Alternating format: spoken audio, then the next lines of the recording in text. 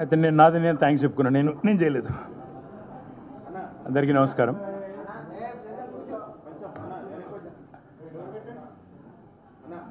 నిన్న మొన్న ప్రభుత్వ పెద్దలు వినబడుతుందా? ప్రభుత్వ పెద్దలు కొన్ని అబద్ధాలు పదే పదే వల్లె వేస్తుంటే బాధ అనిపించి ఎన్నిసార్లు చెప్పినా ఒక అబద్ధాన్ని 100 సార్లు చెప్తే నిజమైపోతుందనే ఒక నానుడి ఏదైతే ఉందో దాన్ని అనుసరించుకొని వాళ్ళ జోసెఫ్ గోబెల్స్ని ఆదర్శంగా తీసుకొని ఈ ముఖ్యమంత్రి ఆయన మంత్రివర్గం ఏదైతే ప్రయత్నం చేస్తున్నదో ఆ విషయంలో మళ్ళొక్కసారి ప్రజల దృష్టికి అదేవిధంగా మీడియా దృష్టికి ముఖ్యంగా రాష్ట్ర ఆర్థిక పరిస్థితి గురించి అప్పుల గురించి కొన్ని విషయాలు మీతో చెప్పాలన్న ఉద్దేశంతోనే ఈ సమావేశాన్ని ప్రత్యేకంగా నిర్వహిస్తున్నాం. ఏమున్నది, ఏడాది కాంగ్రెస్ పాలనలో గర్వకారణం. నిన్నటితో సరిగ్గా సంవత్సరం నిండింది. ముందుగా నేను మా పార్టీ నాయకులు మా కార్యకర్తలకు కూడా హృదయపూర్వకంగా నేను ధన్యవాదాలు చెప్తా ఉన్నా. ఎందుకంటే బాక్సింగ్ క్రీడలో ఒక నానుడి, ఒక సామెత ఉంటుంది బాక్సింగ్ క్రీడకు సంబంధించి. ఎంత గట్టిగా మనం పంచ్ విసరగలిగినామన్నది కాదు, ఎంత గట్టిగా విసిరే పంచ్ని తీసుకొని తట్టుకొని తిరిగి నిలబడ్డామనేది ఒక క్రీడాకారుడి యొక్క నిజమైన సత్తాకు అది పరీక్ష అని చెప్తూ ఉంటారు. ఈ సంవత్సర కాలంలో బీఆర్ఎస్ పార్టీ చాలా ఆటుపోట్లు ఎదుర్కొన్నది. అసెంబ్లీ ఎన్నికల్లో స్వల్ప తేడాతో ఓటమి పాలైన, ఆ తర్వాత కేసీఆర్ గారికి శారీరకంగా గాయం పాలై వారు కూడా దాదాపు 3 నెలల పాటు ఇబ్బంది పడ్డా, ఆ తర్వాత మా నాయకురాలు కవిత గారిని అరెస్టు చేసి 5.5 నెలలు జైల్లో పెట్టినా, తర్వాత పార్లమెంట్ ఎన్నికల్లో మరి ఊహించని ఓటమి పాలైనా, అదే మాదిరిగా మా పార్టీ బ్యానర్ మీద గెలిచిన, మా పార్టీ జెండా మీద గెలిచిన 10 మంది ఎమ్మెల్యేలు కాంగ్రెస్ పార్టీలో చేరి వారిని గెలిపించిన ప్రజలకు ద్రోహం చేసిన, ఇవన్నీ కూడా తట్టుకొని ఎన్నో విషమ పరీక్షలు మా మీద కేసులు పెట్టినా, మమ్మల్ని ఇబ్బంది పెట్టే ప్రయత్నం చేసిన, అడుగడుగున అవమానాలు వేధించే ప్రయత్నం చేసిన, ఇవాళ సంవత్సరం తర్వాత తిరిగి మళ్ళీ ఒకవైపు గురుకుల బాట పట్టిన, మరొక వైపు లగచర్లలో గిరిజన రైతుల పక్షాన నిలబడ్డా, అదేవిధంగా రాష్ట్రంలోని ఎవరికి ఏ సమస్య వచ్చినా తిరిగి పోరుబాట పట్టింది టీఆర్ఎస్.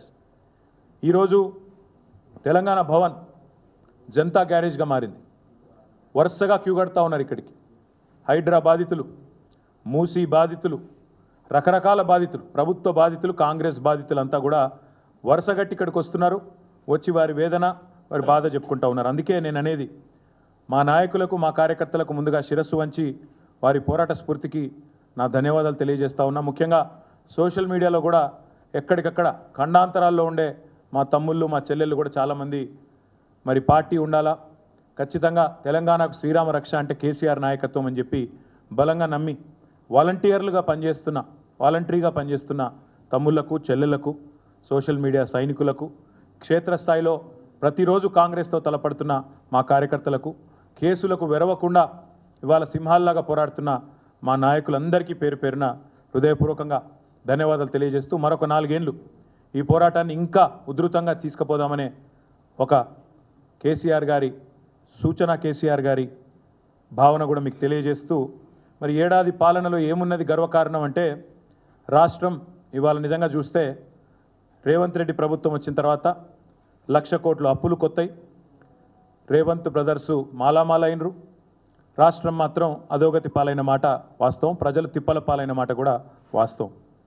తెలంగాణ ప్రజలకు ఈరోజు రేవంత్ రెడ్డి పాలన, కాంగ్రెస్ సర్కారు పాలన అంటే గుర్తొచ్చేది ఒకవైపు 1,00,000 కోట్ల అప్పులు, మరొక వైపు వారు చేసిన దారుణ ఘాతకాలు, తప్పులు. సంవత్సరం నిండింది. మరి సంవత్సరం నిండిన తర్వాత ఏం సాధించినవయ్యా నువ్వు అని చెప్పారు అని అడిగితే చెప్పడానికి సమాధానాలు లేవు.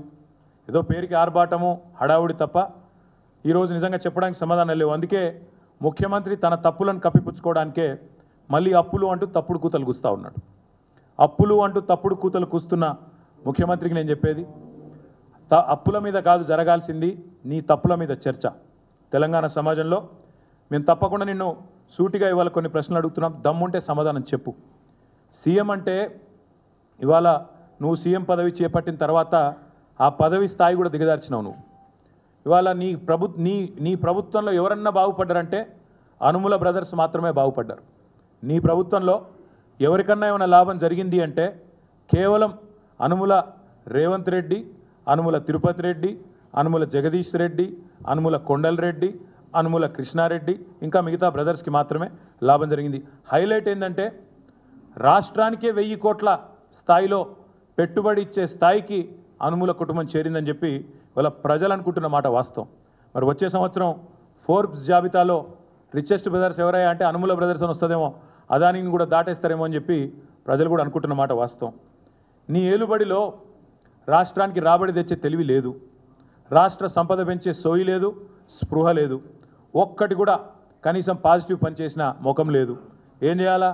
అందుకే నోటికి వచ్చినట్టు తెల్లారలేస్తే కాకి కూతలు చెప్తా. మేము మా నాయకులు ఎప్పుడు చెప్తా ఉంటారు, కేసీఆర్కు తిట్లు, దేవుళ్ళ మీద ఓట్లు, ఇచ్చిన హామీలకు తూట్లు. ఇదే నువ్వు చేసింది ఏందా సంవత్సరం అంటే ఒగ్గిది.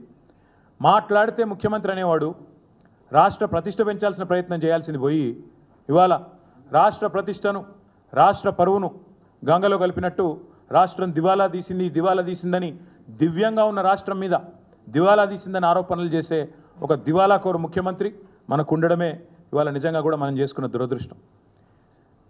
కొత్త పరిశ్రమలు కాదు, ఉన్న పరిశ్రమలే తరలిపోతున్నాయి. యువతకి, ఉపాధికి, రాష్ట్ర ప్రగతికి తీరని అన్యాయం రేవంత్ రెడ్డి చేస్తూ ఉన్నాడు. ఇవాళ కొత్త స్లోగన్ పెట్టినాడు, ఇవాళ కొత్త పిఆర్లను పెట్టుకున్నట్టున్నాడు. 2-3 కొత్తగా ఇంగ్లీష్ వచ్చిన వాళ్ళు తోడైనరు. తెలంగాణ రైజింగ్ అట. ఎల్ల రైజింగ్ అవుతుంది చెప్పు. ఇండియా షేనింగ్ అని అప్పట్లో ఒకళ్ళు వాగినరు, వాళ్ళు అడ్రస్ లేకుండా వీకినరు. నువ్వు ఎవరిని పెట్టుకున్నట్టు నిన్న ఇయ్యాల 2 ఇంగ్లీష్ ముక్కలు వచ్చినోని ఆయన తెలంగాణ రైజింగ్ అట. తెలంగాణ రైజింగ్ కాదు, అనుముల బ్రదర్స్ రైజింగ్. తెలంగాణలో అదానితో పోటీ పడుతూ ఆస్తులు ఎవరికన్నా సృష్టించుకుంటున్నారంటే అనుముల బ్రదర్స్, రేవంత్ బ్రదర్స్ రైజింగు. తెలంగాణ మాత్రం ఫాలింగ్, ఇది పక్కా. నువ్వు ఎవరినన్నాడు? నీకు చేతనైతే నీ కొండారెడ్డిపల్లెకి పోయి ఆడ కూర్చో, రచ్చబండ మీద కూర్చొని పోలీసు వాళ్ళని పక్కకు పెట్టి అడుగు, చెప్తారు రైజింగా ఫాలింగా ఏందో చెప్తారు. 12 నెలల పాలన మొత్తం అసత్యాలు, అర్ధసత్యాలు, అటెన్షన్ డైవర్షన్ స్కీములు తప్ప నువ్వు పీకింది ఏందని నేను అడుగుతాను. ఒక హ్యాబిచువల్ లయర్ లాగా ఒక అలవాటుతో అబద్ధాలు ఆడే అబద్ధాల కోరు మాదిరిగా అటెన్షన్ డైవర్షన్ టెక్నిక్లు, మీడియా మేనేజ్మెంట్ టెక్నిక్లు తప్ప నువ్వు చేసింది ఏంది రేవంత్ రెడ్డి నేను అడుగుతాను. ఇవాళ నేను అందుకే సూటిగా అడిగేది, అప్పుల చాటున అప్పులు అప్పులు అప్పులు అంటే తప్పుడు కూతల మాటున మళ్ళొక్కసారి నీ అసమర్థతను కప్పిపుచ్చుకునే ప్రయత్నం చేస్తే ఊరుకోము, వదిలిపెట్టాం. అందుకే వాస్తవాలు చెప్పడానికే ప్రజలకు ఈ ప్రెస్ మీట్ పెట్టినా, నేను తిట్టడానికి కాదు.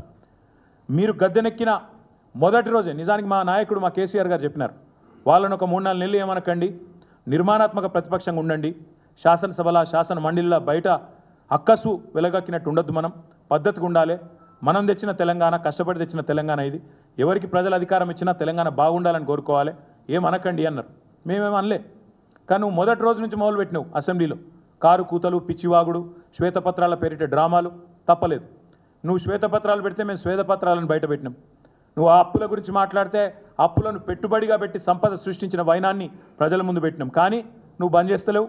మళ్ళీ నువ్వు, మీ మంత్రులు, మీ మీడియా మేనేజ్మెంట్ టెక్నిక్లతోని ఒక అబద్ధాన్ని 100 సార్లు చెప్తే నిజమవుతుంది అన్నట్టు అదే మాట పదే పదే పదే పదే పాడిందే పాటరా అన్నట్టు ఇవాళ మళ్ళొక్కసారి అసెంబ్లీలో ఎండగట్టినాం, మిమ్మల్ని బయట ఎండగట్టినాం, అయినా మళ్ళీ అదే సొల్లు పురాణం చెప్తా ఉన్నారు. కాబట్టి ఇవాళ మేము మళ్ళీ చెప్తా ఉన్నాం.